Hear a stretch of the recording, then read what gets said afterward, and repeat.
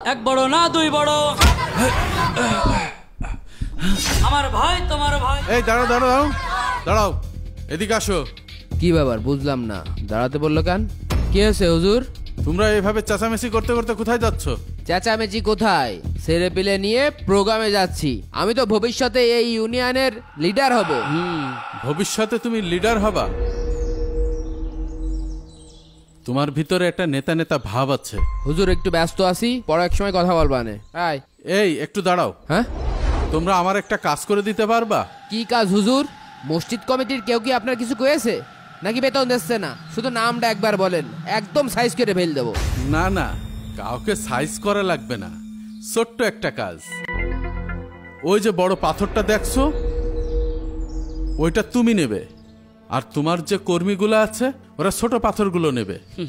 এইটা আবার কোনো কাজ হলো হুজুর? ও তো আমি এমনিই পারবানে। আমরাও পারবানে। তাহলে যাও নিয়ে আসো। এই হাই চলেন ভাই।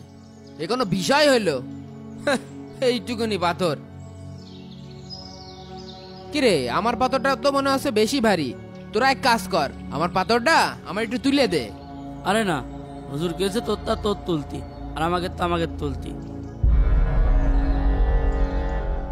তোরা আমার পাথর তুলে দিলি নে, তোদের সব কয়টার দেখছি। আমি এত বড় পাথর উঁচু করতে পারছি নে, তোরা আমার হেল্প করলি নে।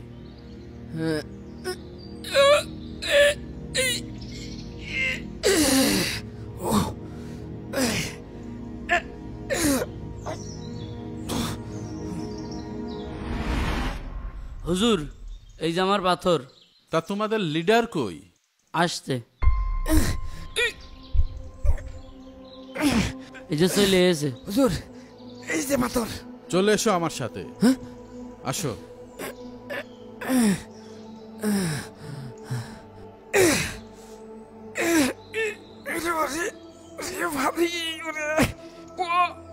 হুজুর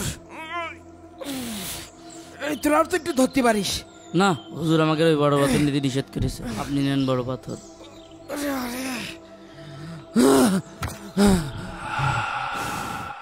হুজুর আপনি বললেন যে এটা ছোট কাজ, অথচ এই পাথর আমাকে টেনে আনতে যে আমার জীবন শেষ হয়ে গেছে।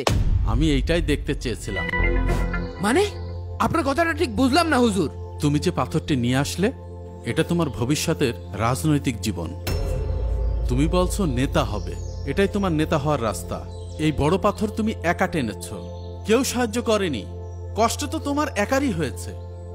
হ্যাঁ হুজুর, খুবই কষ্ট হয়েছে। এই কষ্টটুকুই তোমার ভবিষ্যতের প্রতীক। তুমি যদি সত্যিকারের নেতা হও, তখনও সবাই বলবে তুই কর। তোমার কর্মীরা ছোট্ট একটা ইট নিয়ে মজা পেল, কারণ তারা জানে তোমার লক্ষ্য বড়, তোমার বোঝাও বড়। তাও ঠিক কয়েছেন। বর্তমানে রাজনীতি হলো মানুষের হক নষ্ট করা,